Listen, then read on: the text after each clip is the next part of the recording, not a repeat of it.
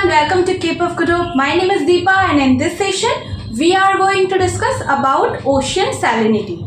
आज के सेशन में हम ओशियन की सैलिनिटी को डिटेल में स्टडी करेंगे और समझने की कोशिश करेंगे पूरी कॉन्सेप्ट को। तो चलिए शुरू करते हैं आज का सेशन। लेकिन सेशन को बिगिन करने से पहले अगर आप मेरे चैनल पे न्यू हैं तो प्लीज़ चैनल को सब्सक्राइब और शेयर करना मत भूलना with your family and friends. And also description ज़रूर चेक कर लेना, वहाँ पर आपको डिफरेंट लिंक्स मिल जाएंगी डिफरेंट वीडियोस की जो कि मैंने ऑलरेडी कवर करवा रखी है। एंड ऑल्सो प्लेलिस्ट चेक करना मत भूलना, वहाँ पर आपको topic wise unit wise topics भी अवेलेबल मिल जाएंगे। तो चलिए शुरू करते हैं आज का सेशन और बिगिन करते हैं एक न्यू टॉपिक के साथ। ओशियनोग्राफी का एक बहुत ही इंपॉर्टेंट टॉपिक है विच इज़ सैलिनिटी। तो सैलिनिटी क्या है?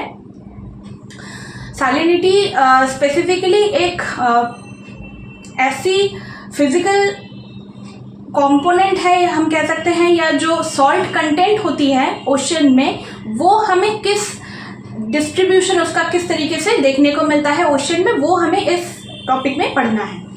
स्पेसिफिकली अगर हम बात करें तो सैलिनिटी एक जाहिर सी बात है कि सैलिनिटी कब ज़्यादा होगी, जब एक सर्टेन अमाउंट ऑफ वाटर यानी कि वाटर के अंदर, यानी कि अगर हम बात करें ओशन की वाटर की, तो ओशन के वाटर में कितनी परसेंट सॉल्ट कंटेंट है। आपको यहाँ पर बोर्ड में एक चार्ट नज़र आ रहा होगा। इस चार्ट में हमें ये देखने को मिलेगा कि कौन कौन सी कंपोनेंट्स हमें किस किस मात्रा में देखने को मिलती है ओशन वाटर के अंदर। तो ये हम एक बार स्टडी करेंगे, लेकिन बिफोर दैट कुछ फंडामेंटल्स हैं उनको समझना काफ़ी ज़रूरी है कि सैलिनिटी बेसिकली किस तरीके से डिटरमाइन होती है। देखिए, एक बात ध्यान रखना है कि ओशियन में जो अपर सरफेस यानी कि अपर ओशन सरफेस वाला जो पार्ट है, यानी कि ओशन की जो 200 मीटर्स तक का जो इलाका होता है या फिर एरिया है, स्पेसिफिकली वहाँ पर सैलिनिटी हम देख सकते हैं कि कम होती है। क्योंकि अपर सरफेस में क्यों सैलिनिटी लो होती है? क्योंकि कई बार क्या होता है किसी किसी रीजन में, मान लीजिए कोई भी एक लेक है या फिर सी है, कोई एक स्पेसिफिकली कैस्पियन सी हो गया या ब्लैक सी हो गई, तो इस जो जितनी भी सी हैं इनमें क्या होती है, कई बार कुछ रिवर्स आके मिलती हैं। अगर हम स्पेसिफिकली एक एरिया की बात करें, मान लो bay of Bengal, bay of Bengal, तो बे ऑफ बंगाल में क्या होता है, बे ऑफ बंगाल में स्पेसिफिकली रिवर्स आके क्या होती है, यहाँ पर आके अपनी मतलब वाटर को ये मतलब यहाँ पर ये डेल्टा क्रिएट करती हैं आके।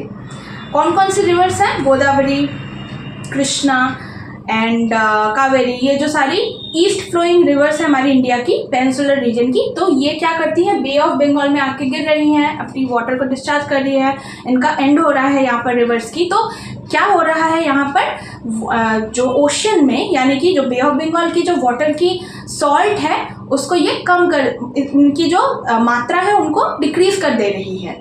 तो इसी वजह से बे ऑफ बंगाल काफ़ी इन टर्म्स ऑफ सैलिनिटी ये काफ़ी लो है।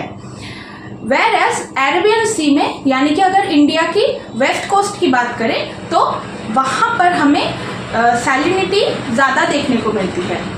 तो ईस्ट कोस्ट यानी कि बे ऑफ बंगाल में मतलब ईस्ट में बे ऑफ बंगाल है, एंड बे ऑफ बंगाल में सैलिनिटी की मात्रा क्या है, सैलिनिटी की मात्रा हमें कम देखने को मिलती है। क्यों? क्योंकि रिवर फ्लो यहाँ पर ज़्यादा हो रही है।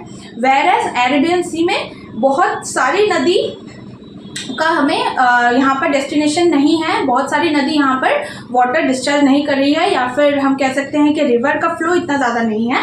तो रिवर का फ्लो, रिवर की वाटर क्या होती है, फ्रेश वाटर होती है। तो इसी वजह से रिवर जहाँ पे आके गिर रही है, मान लो उसी जगह पर अगर रिवर बहुत ज़्यादा है तो वहाँ पर क्या होगा, सैलिनिटी की मात्रा काफ़ी कम होगी। लेकिन अगर रिवर नहीं है तो किसी भी सी या ओशन में, तो वहाँ पर क्या होगी, स्पेसिफिकली सैलिनिटी की मात्रा ज़्यादा होगी।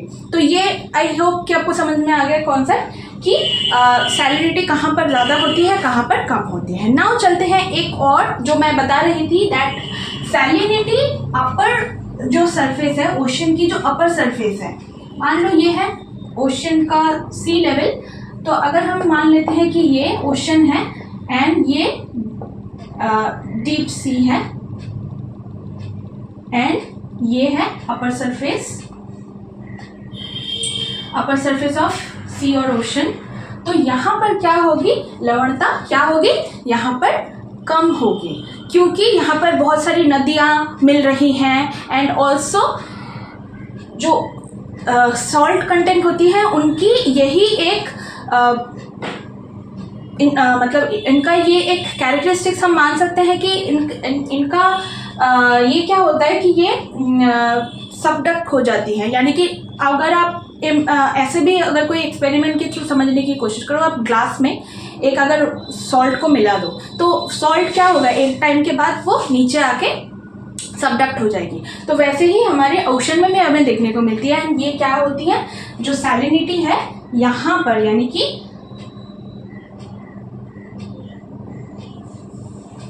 सैलिनिटी हमें जो डीप ओशन है या फिर डेप्थ में ज़्यादा देखने को मिलती है, वेयर एज अपर सरफेस। तो अपर सरफेस में सैलिनिटी की मात्रा कम होती है, जितना आप डेप्थ में जाओगे उतनी ही आपको सैलिनिटी इंक्रीज होती हुई नजर आएगी। ये ओशन एंड सी दोनों में ही ये एप्लीकेबल होती है। तो आई होप ये समझ में आ गया। ये टेबल बहुत इंपॉर्टेंट है, मैंने ऑलरेडी टेबल बना के रखा है। तो ये जो कॉन्सेंट्रेशन है ये हमें समझना है, ये मैंने लिया है एनसीईआरटी से। अगर आपको ज़रूरत होगी तो I will provide it, otherwise also gram per kilogram salt का कंटेंट यहाँ पर बताया गया है कि 1 kg अगर हम वाटर लेते तो उसमें कितना ग्राम हमें इन डिजॉल्व सॉल्ट की मात्रा देखने को मिलेगी, वही मैंने यहाँ पर नोट डाउन किया है। तो कुछ इंपॉर्टेंट सॉल्ट्स हैं जो कि हमें ओशन में देखने को मिलती है एंड तो ये हम एक बार पढ़ लेते हैं। एंड आई होप कि ये वाली कॉन्सेप्ट जो मैंने बताने की कोशिश की कि सैलिनिटी किस तरीके से रिलेटेड है, सैलिनिटी से रिलेटेड और भी कुछ कॉन्सेप्ट है। जैसे कि अगर हम बात करें कि टीएस डायग्राम के ऊपर मैंने ऑलरेडी एक वीडियो बना के रखा है, आप चाहे तो चेक कर सकते हैं, डिस्क्रिप्शन में आपको लिंक मिल जाएगी।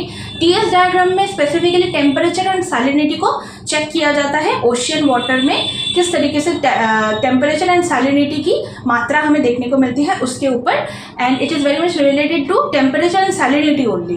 तो इसी वजह से इसे टीएस डायग्राम कहा जाता है। एक डायग्राम के थ्रू हम रिप्रेजेंट करते हैं कि किस तरीके से हमें डेप्थ में, कितने डेप्थ में जाने तक उसका इंक्रीज होता है या डिक्रीज होता है टेम्परेचर और सैलिनिटी। तो ये सारी फिजिकल जो कंपोनेंट्स हैं इनको हम मेजर करते हैं टीएस डायग्राम के थ्रू। तो ऑलरेडी वीडियो अवेलेबल आपको मिल जाएंगे, आप चेक कर लेना एक बार। सो सैलिनिटी का कॉन्सेप्ट आई होप आपको समझ में आ गया होगा। एंड तो चलते हैं टेबल के ऊपर, टेबल एक बार हम कवर कर लेते हैं बिना किसी डिले के। ओके, सो फर्स्ट है क्लोरीन। क्लोरीन सबसे ज़्यादा आपको ओशन में सॉल्ट कंटेंट देखने को मिलेगी। क्लोरीन की जो सॉल्ट है वो सबसे ज़्यादा आपको देखने को मिलेगी। देन 18 इसका जो मात्रा है 18 ग्राम पर केजी सॉल्ट मतलब क्लोरीन हमें देखने को मिलती है। देन सेकेंड नंबर पे आती है sodium, third sulphate, then magnesium, then calcium and then potassium. ये सारी ही कंपोनेंट्स बहुत ज़्यादा इंपॉर्टेंट है और ये आपको याद रखना है। आप अपने हिसाब से ट्रिक बना करके भी इसे याद रख सकते हैं। बहुत ज़्यादा वो नहीं है कि हाँ आपको इनको मतलब बिल्कुल ये रट्टा मारने वाला ही एक हम कह सकते हैं प्रोसेस है। रट्टा मार के ही आपको पूरा याद करना पड़ेगा, इनको और कोई रास्ता नहीं है। लेकिन हाँ, ये नहीं पूछा जाएगा आपकी कि कितना, मतलब डिक्रीजिंग से इंक्रीजिंग दिया जा सकता है, असेंडिंग डिसेंडिंग आपको इस तरीके से दे सकते हैं ये। तो this is very much important in terms of your exam and this is all about ocean salinity. I hope कि सैलिनिटी क्या है, सैलिनिटी किस तरीके से डिटरमाइन की जाती है, शॉर्ट में हमने आज समझा। किसी दिन अगर मैं डिटेल में वीडियो बनाऊंगी तो फिर आपको और ज़्यादा डिटेल में मैं समझा सकूंगी कि किस तरीके से और भी जो डिफरेंट फैक्टर्स होती हैं, टेम्परेचर के साथ इसका रिलेशन क्या है, वो भी हम किसी और वीडियो में समझेंगे। आज तो बिल्कुल शॉर्ट में मैंने आपको एक ओवरऑल आइडिया दिया कि सैलिनिटी बेसिकली होती क्या है।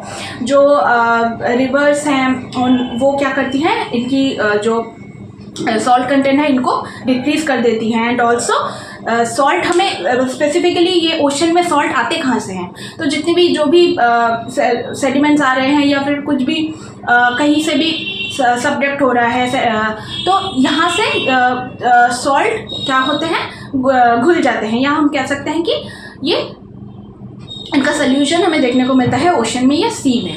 तो बहुत तरीके से हमें सॉल्ट की मात्रा ऐड होते हुए नज़र आती हैं, जैसे कि मैंने आपको बताया। And this is all about it. और तो मुझे नहीं लगता कि सैलिनिटी में आपको कुछ याद रखने वाली पॉइंट है। Yes, this is all about it. I hope कि इतना तक आपको क्लियर हो गई होगी। We are done with the session today. आज हमने एक शॉर्ट डिस्कशन किया सैलिनिटी के ऊपर। We will be meeting in the next topic, in the next session with a new topic. So till then, take care and thank you so much. Bye.